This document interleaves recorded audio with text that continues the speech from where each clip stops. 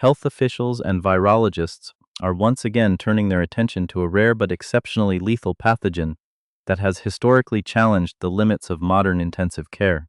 Hantavirus pulmonary syndrome, or HPS, remains a critical focus of public health surveillance due to its rapid clinical progression and the high mortality rate associated with its respiratory manifestations.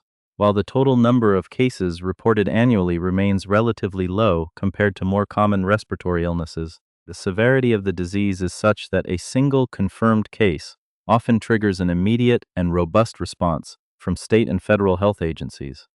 This viral illness is not transmitted through traditional human-to-human contact in most documented strains found in North America. Instead, it is a zoonotic disease, meaning it jumps from animals to humans.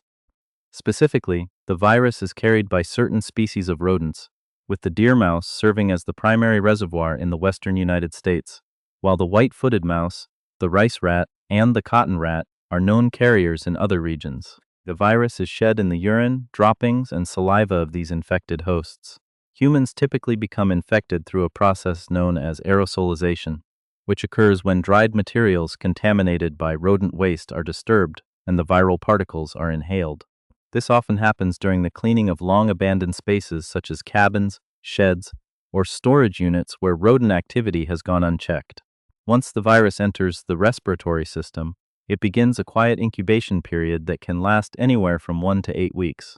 During this time, the patient may feel entirely healthy, unaware that a complex viral mechanism is beginning to interact with their vascular system. The initial symptoms are often deceptive, mimicking the common flu, with fever, muscle aches, and fatigue. However, the defining characteristic of HPS, and the reason it remains a top priority for organizations like the Centers for Disease Control and Prevention, is the abruptness with which it transitions from these mild symptoms to life-threatening respiratory failure. In many cases, previously healthy individuals find themselves in a state of severe oxygen deprivation within just a few hours of the onset of shortness of breath. This narrow window for medical intervention is why public health reporting emphasizes early detection and the importance of disclosing potential rodent exposure to healthcare providers immediately upon the arrival of symptoms.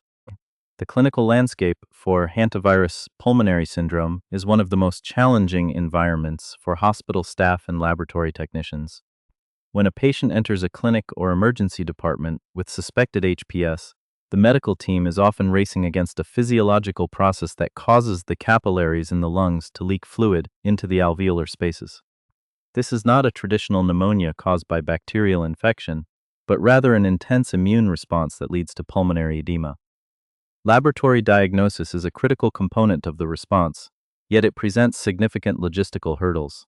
Because the virus is so dangerous, diagnostic testing is often centralized in high-security state laboratories or at the CDC's specialized branches. Standard tests involve identifying hantavirus-specific antibodies, typically through an ELISA or enzyme-linked immunosorbent assay, which can detect the presence of IgM antibodies that indicate a recent or current infection.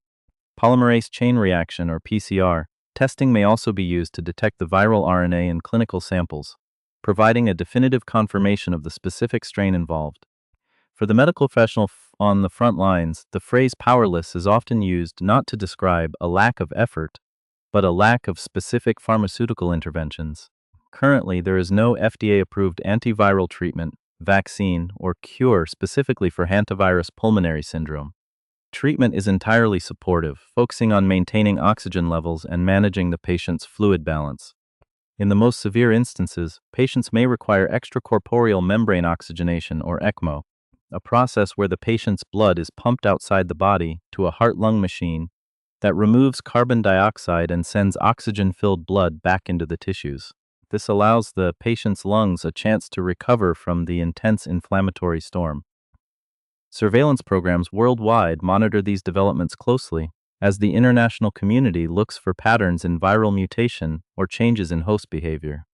In South America, for instance, certain strains like the Andes virus have shown a rare but documented ability for person-to-person transmission, a factor that keeps global health agencies on high alert regarding the potential for wider outbreaks. In the United States, the focus remains on the high mortality rate, which historically hovers around 38%.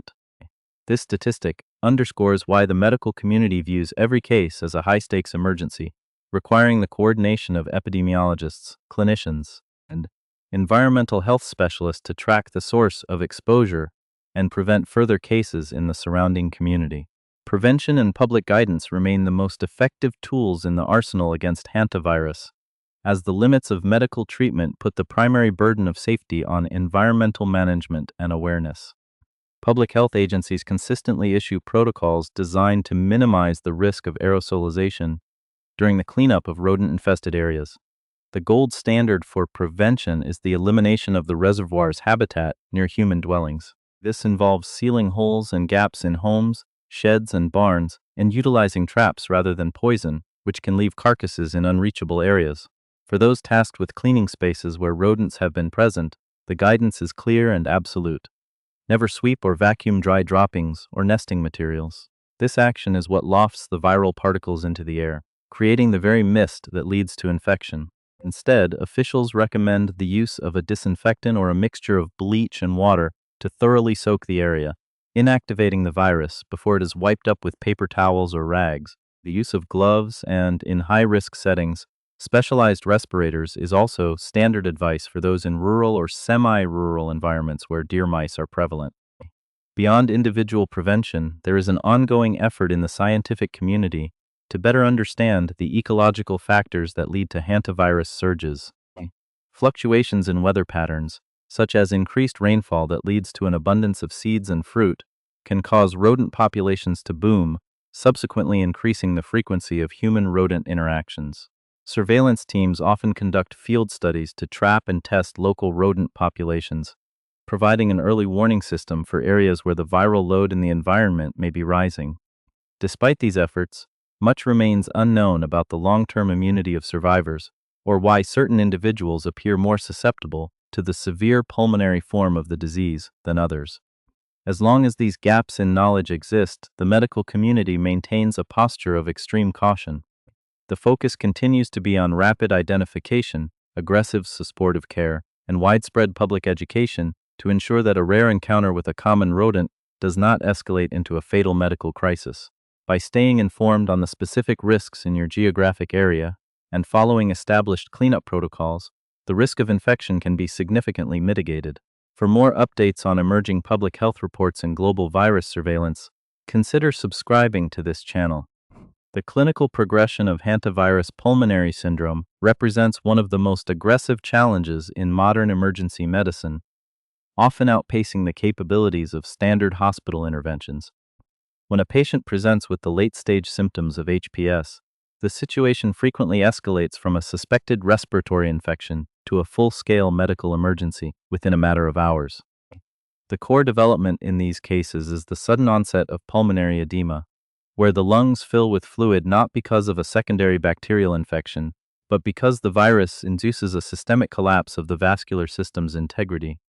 Doctors observing these cases report a phenomenon where the capillaries, the smallest blood vessels in the lungs, become highly permeable or leaky, allowing plasma to flood the alveolar air sacs. This effectively creates a situation where the patient's respiratory system is overwhelmed from within, leading to rapid onset hypoxia. While the term powerless is used in headlines to describe the medical response, clinicians clarify that this refers specifically to the current lack of a targeted pharmaceutical silver bullet. There are presently no FDA-approved vaccines, specialized antivirals, or targeted cures for hantavirus. Instead, hospital teams are forced to rely on aggressive supportive care as the primary line of defense.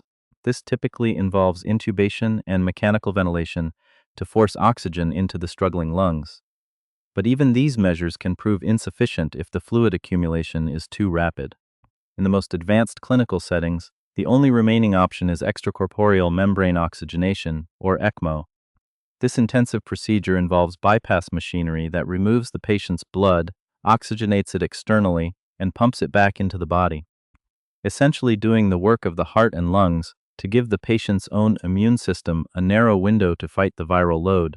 The laboratory and diagnostic side of hantavirus reporting is equally complex, involving a multi-tiered hierarchy of state and federal agencies. Because the symptoms of HPS in its early stages are nearly indistinguishable from the common flu, COVID-19, or other viral syndromes, laboratory confirmation is vital for public health surveillance and the prevention of local outbreaks. When a hospital suspects a hantavirus case, samples of blood or tissue are typically rushed under strict biohazard protocols to specialized state public health laboratories or directly to the Centers for Disease Control and Prevention. These facilities utilize high-complexity assays such as the enzyme-linked immunosorbent assay to detect the presence of hantavirus-specific IgM and IgG antibodies. If the patient is in the acute phase of the illness, polymerase chain reaction testing is used to identify the specific viral RNA. This data is critical not only for the individual patient but for regional surveillance, as it helps agencies like the CDC track which rodent populations are carrying the virus and where new hotspots may be emerging. Officials stress that the narrative of being powerless is countered by the speed of these reporting networks once a case is confirmed. Environmental health specialists are often deployed to the patient's home or workplace to conduct rodent trapping and viral testing, attempting to pinpoint the exact site of exposure to protect the surrounding community. One of the most concerning developments noted by health officials is the specific demographic profile of those most severely affected. Unlike many respiratory viruses that primarily target the elderly or the immunocompromised, hantavirus pulmonary syndrome has a documented history of impacting previously healthy, robust adults. Virologists suggest that the severity of the disease in these individuals may actually be a result of a strong immune system reacting too violently to the virus, a process known as a cytokine storm. In this scenario, the body's own defense mechanisms contribute to the catastrophic inflammation of the lung tissue and the subsequent vascular leakage.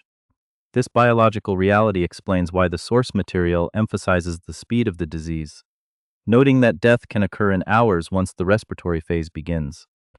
Surveillance data confirms that the mortality rate remains stubbornly high, approximately 38%, a figure that has not significantly shifted despite advances in general intensive care technology over the last several decades. This stagnation in survival rates underscores the urgent need for ongoing research into hantavirus-specific therapies. While medical facilities continue to refine their triage protocols to identify potential cases earlier based on exposure history, the lack of a definitive clinical treatment means that for the time being, the global medical community remains in a reactive posture, focused on high-level life support while the virus runs its course. Public health guidance regarding hantavirus is centered on a singular, critical objective: breaking the chain of transmission between the rodent reservoir and the human respiratory system. Because medical intervention is limited once the pulmonary phase begins, the primary defense remains environmental management and rigorous adherence to cleaning protocols. Health agencies emphasize that prevention starts with rodent-proofing the home and surrounding structures. This involves an integrated pest management approach, which includes sealing all entry points larger than 1/4 of an inch, roughly the width of a pencil, using materials that rodents cannot easily chew through, such as steel wool, hardware cloth, or cement. By eliminating the ability of deer mice and other carriers to nest within human dwellings, the concentration of viral particles in the living environment is drastically reduced. Beyond structural integrity, public health officials stress the importance of eliminating food sources by keeping trash in tightly sealed containers and storing pet food in rodent-proof bins. For individuals tasked with cleaning areas where rodent activity is evident, such as seasonal cabins, barns, or storage units, the protocol is specific and mandatory to prevent the aerosolization of the virus. The most dangerous action a person can take is to dry sweep or vacuum rodent droppings, as these mechanical actions loft dried viral particles into the air where they are easily inhaled. Instead, the established safety procedure requires thoroughly wetting the area with a disinfectant or a mixture of 1 part bleach to 9 parts water. The solution must be allowed to soak for at least 5 minutes to ensure the virus is inactivated before it is wiped up with paper towels or rags. During this process, the use of rubber or latex gloves is required, and for high-risk or poorly ventilated environments, the use of a professional-grade respirator, specifically an N95 or higher, is recommended by occupational health standards. All contaminated materials, including the dead rodents and their nesting materials, should be double-bagged and disposed of in accordance with local health regulations. Surveillance remains a cornerstone of the global response to hantavirus. as epidemiologists work to predict outbreaks before they occur. This involves monitoring ecological trophic cascades, where environmental factors such as increased rainfall lead to a surplus of seeds and vegetation. These periods of abundance often result in a boom in the rodent population, which subsequently increases the likelihood of human virus encounters. Public health departments in high-risk regions frequently conduct seroprevalence studies, trapping rodents to test for the presence of hantavirus antibodies, which provides a real-time map of where the viral load is highest in the wild. Despite these sophisticated tracking methods, significant limits of knowledge remain.